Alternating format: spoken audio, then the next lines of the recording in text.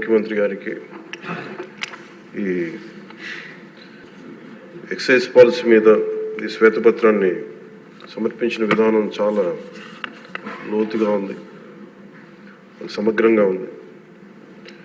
Excise పాలసీకి సంబంధించి గత 5 సంవత్సరాల్లో ఎలాంటి సమస్యలు ఉన్నాయి, ప్రజలు ఎలాంటి బాధలు పడ్డారు, ముఖ్యంగా ఇలా కల్తీ సారా తాగి, ఇలాంటి ఇలిసిట్ లిక్కర్ తాగి, వారి ప్రైవేట్ బ్రాండ్స్ తాగి ప్రజలు ఏ స్థాయికి వెళ్ళిపోయారు అనేది ప్రత్యక్షంగా నేను కూడా చాలా నా దగ్గరికి వచ్చి చాలా సమస్యలు చెప్పుకున్నారు ప్రజలు. ముఖ్యంగా గుంటూరు నుంచి ఒక బాధితురాలు వచ్చి భర్తను తీసుకొచ్చింది. భర్తను తీసుకొచ్చి నా భర్త నన్ను కొట్టేస్తున్నాడు, మీరు మాట్లాడండి, వీళ్ళు మందు తాగిని చెప్పి ఆవిడ పాపం బాధపడుతుంటే ఉన్న దెబ్బలు చూపించింది. భర్తను అడిగితే భర్త ఏమన్నాడంటే, నేను ఎప్పుడు ఇలా చేసేవాడిని కాదు, మందు తాగగానే నాకు అట్లా అయిపోతుంది, ఇది నర్వస్ డిజార్డర్ వచ్చేస్తుంది, న్యూరలాజికల్ డిజార్డర్ వచ్చేస్తుంది అనేది తర్వాత దీంట్లో తెలియదు అధ్యక్ష. భూమి ఒకసారి అంటే ఇది ఇంకా విష్ణుకుమార్ రాజు గారు చెప్పినట్టుగా ఇది ఇంకా 3,000 కోట్లుగా చాలా లోతైన దోపిడీ జరిగింది. దీంట్లో లాస్ ఆఫ్ కన్సిడరబుల్ రెవెన్యూ దాదాపు 18,860 కోట్ల 51 లక్షలు అనేది ప్రాథమికంగా తేలింది. దీంట్లో అంటే ప్రజలకు కావాల్సిన డబ్బు, ప్రజలకి రావాల్సిన డబ్బు ఇవన్నీ కూడా ఎక్కడికి వెళ్ళిపోయినాయి.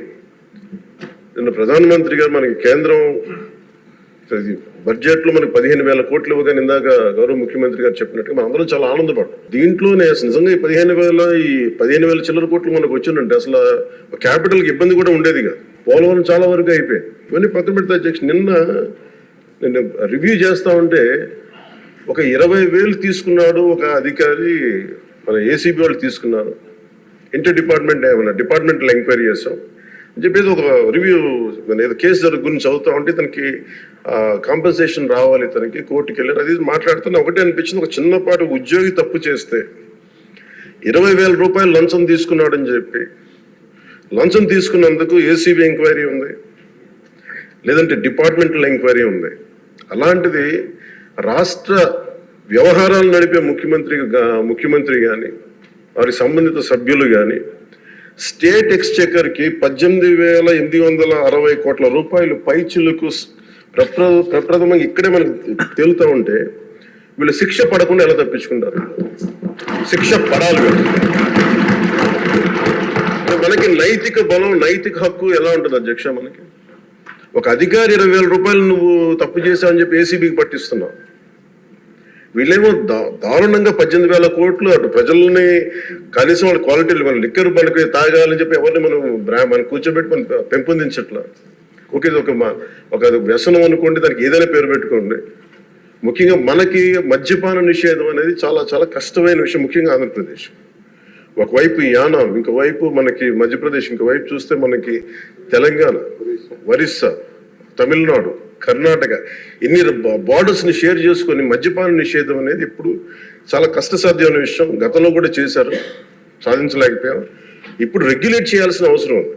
ఇందాక గౌరవ సభ్యులు బుచ్చయ్య చౌదరి గారు చెప్పినట్టుగా ఒకటి స్టేట్ ఎక్స్చెకర్కి లాస్ జరిగింది, ప్రజలకి ఆరోగ్యానికి హాని జరిగింది. దాంతోపాటు అసలు ఈ వ్యసనాన్ని తగ్గించే పరిధిలో కూడా కొంత ఉన్నారు, కొంత బడ్జెట్ కేటాయించాలి. ముఖ్యంగా డీ అడిక్షన్ సెంటర్స్ కానీ వీటితో పాటు కేటాయించాలి.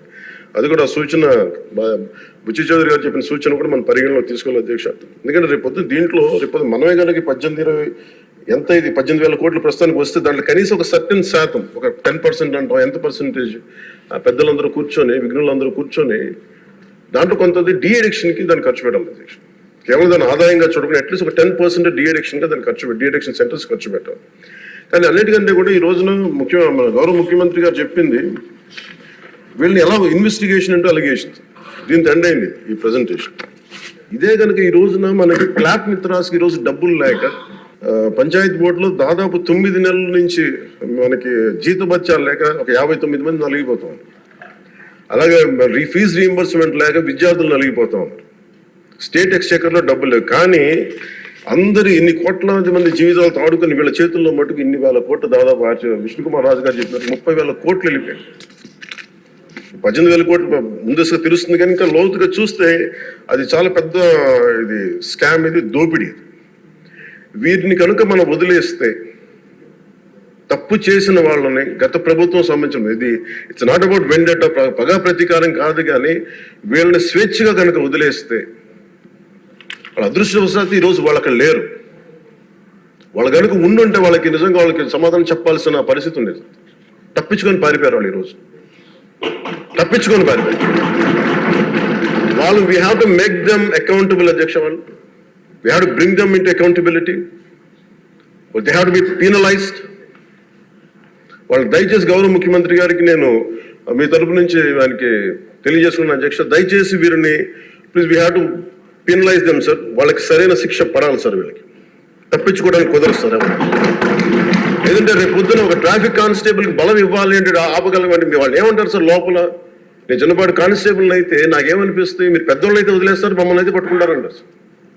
మనకు రూలింగ్కి, గవర్నెన్స్కి, అడ్మినిస్ట్రేషన్కి నైతిక బలం పొంది అధ్యక్ష. ఐ రిక్వెస్ట్ యూ, నేను మీద మిమ్మల్ని నేను ఉద్దేశించి అందరినీ హౌస్ మెంబర్స్ అందరూ గౌరవ సభ్యులందరినీ గౌరవ ముఖ్యమంత్రి గారిని అడుగుతున్నాను అధ్యక్ష మీ ద్వారా. They have to be punished and they have to be penalised whoever they are. ఇది వెండేట పగ ప్రతీకారాలతో కాదు, కానీ we promised that we will bring back accountability. We promised we were going to give a clean and clear governance. We have to live up to it. Thank you.